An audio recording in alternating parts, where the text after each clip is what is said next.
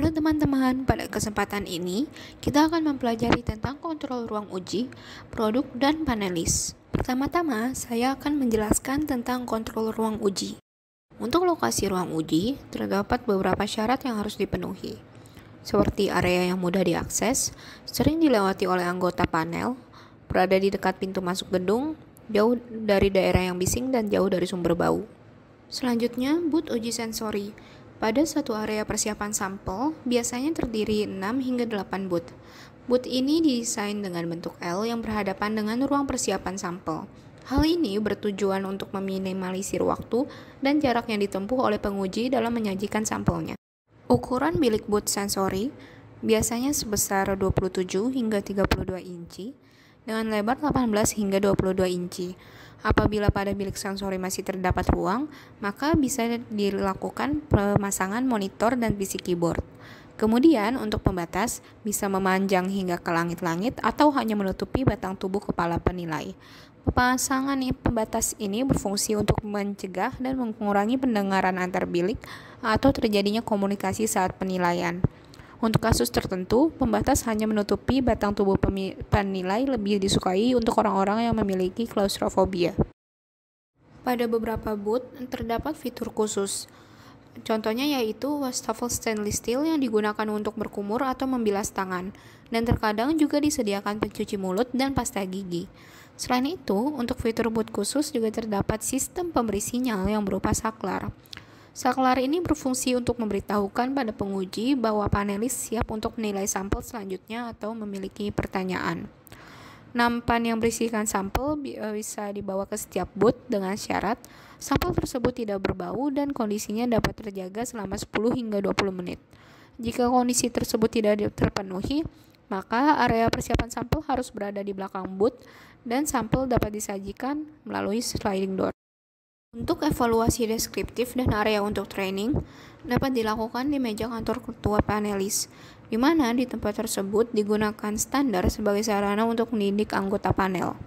Sedangkan untuk pelatihan besar, fungsi ini dapat dilaksanakan dengan menggunakan beberapa peralatan yang direkomendasikan, seperti ruang bergaya konferensi yang diatur sesuai kebutuhan kelompok, peralatan audiovisual, dan fasilitas persiapan yang terpisah untuk sampel referensi yang digunakan. Fasilitas persiapan ini dapat berupa ruang penyimpanan yang beku atau suhu kamar ataupun area penyimpanan yang tertutup untuk menyiapkan sampel referensi. Kemudian, pada area persiapan sampel, area ini harus memungkinkan untuk persiapan semua kombinasi sampel yang akan diujikan.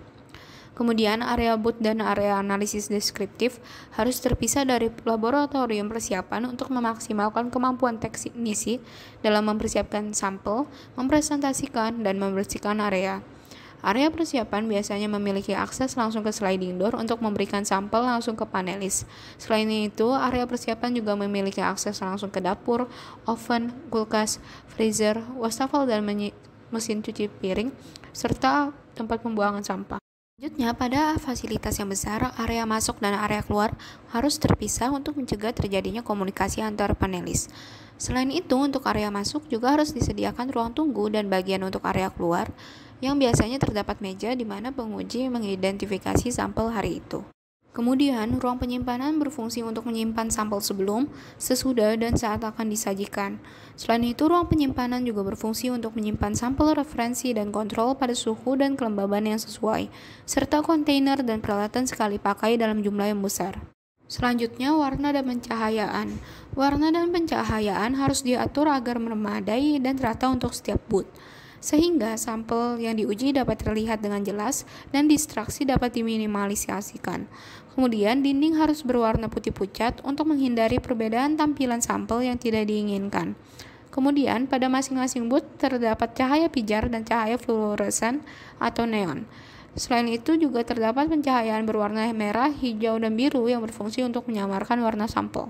Kondisi area untuk evaluasi sensori harus ber-AC dengan suhu 72 hingga 75 derajat Fahrenheit, dengan kelembapan relatif 45% hingga 55%. Selain itu, harus dipastikan bahwa udara resirkulasi harus difilter menggunakan tabung karbon aktif, sehingga bau yang masih terdeteksi dapat dihilangkan.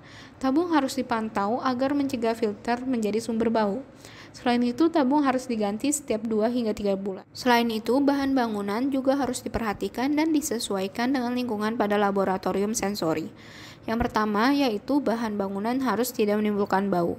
Sehingga bahan-bahan seperti kertas, kain, permadani, dan ubin berpori harus dihindari, karena bahan-bahan tersebut dapat menimbulkan bau dan menyebabkan berjamur.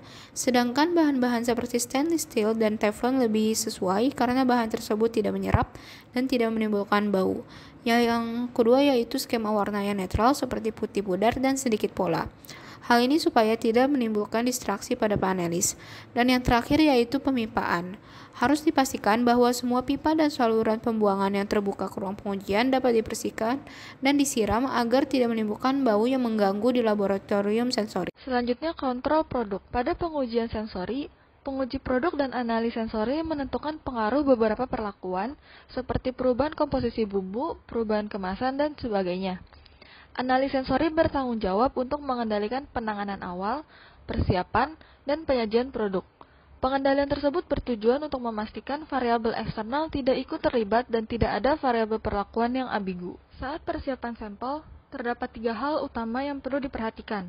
Pertama, suplai dan peralatan yang memadai seperti neraca untuk menimbang produk dan bahan, wadah kaca untuk pengukuran dan penyimpanan produk, timer untuk memonitor prosedur persiapan, peralatan berbahan stainless steel dan kaca untuk mengaduk dan menyimpan produk. Kedua, material. Peralatan yang digunakan untuk menyiapkan dan menyajikan sampel dalam pengujian sebaiknya tidak menggunakan alat yang berkemungkinan menambahkan variabel baru pada pengujian. Peralatan berbahan kayu tidak cocok digunakan untuk talenan, mangkok, alat pengaduk, maupun papan kue karena kayu sangat berpori dan mudah menyerap minyak maupun air. Kemudian, peralatan berbahan plastik juga tidak disarankan untuk dipakai karena dapat melepaskan senyawa volatil atau molekul aroma dan dapat mengganggu rasa dan aroma produk. Plastik sebaiknya digunakan apabila produk uji hanya akan diletakkan atau disimpan pada plastik selama kurang dari 10 menit. Ketiga, prosedur persiapan harus memenuhi aturan dan pengawasan prosedur persiapan difokuskan kepada jumlah produk yang akan digunakan, diukur dari berat atau volumenya, jumlah bahan yang ditambahkan, proses persiapan, pengaturan waktu dan temperatur, serta rentang waktu di mana produk dapat diuji sensori setelah disiapkan. Pada penyajian sampel, beberapa hal perlu difokuskan agar variabel baru tidak bermunculan, seperti wadah penyajian. Pada umumnya, kaca atau porselen digunakan sebagai wadah untuk mengurangi perpindahan aroma dan rasa. Kemudian, ukuran atau takaran saji serta temperatur harus seragam. Untuk ukuran atau takaran saji, jumlah produk yang diberikan pada setiap subjek tes harus memiliki ukuran dan jumlah yang sama. Sedangkan temperatur setiap sampel dan wadah harus diperiksa terlebih dahulu sebelum disajikan. Pada umumnya, lab sensori sudah menentukan standar prosedur agar dapat mencapai standar temperatur yang ditentukan. Urutan penyajian sampel kepada panelis perlu disajikan secara acak untuk mengurangi bias. Kemudian, penanda label yang menghasilkan aroma tidak boleh digunakan dalam pelabelan. Kode yang diberikan pada tiap produk dapat menjadi bias. Sebagai contoh, subjek secara tidak sadar dapat memilih sampel yang ditandai dengan kode A dibandingkan dengan kode lain. Sehingga, kode yang terdiri atas 1 atau 2 digit angka atau huruf sebaiknya dihindari. Selain itu, angka atau huruf yang melambangkan perusahaan, kode area, dan nomor pengujian atau sampel sebaiknya tidak digunakan. Analis sensori pada umumnya menggunakan 3 digit angka acak untuk pengkodean. Kode sebaiknya tidak terlalu menonjol, baik pada produk maupun lembar penilaian. Jumlah sampel yang disajikan dalam satu sesi dipengaruhi oleh kemampuan sensori dan mental dari subjek. Analis sensori harus menentukan jumlah produk yang diperlukan untuk evaluasi dan riwayat produk tersebut. Informasi mengenai penanganan awal yang dilakukan atas sampel uji dan sampel kontrol sangat penting dalam desain pengujian dan interpretasi hasil. Kemudian, buku riwayat sebaiknya digunakan dan disimpan pada laboratorium sensori untuk menyimpan data sampel seperti: pertama, sumber produk, yaitu kapan dan di mana produk tersebut dibuat. Kedua, kebutuhan pengujian, yaitu jumlah produk yang dibutuhkan untuk keseluruhan pengujian dan kemungkinan pengujian ulang dalam suatu evaluasi. Ketiga, penyimpanan, yaitu tempat dan kondisi sampel tersebut disimpan.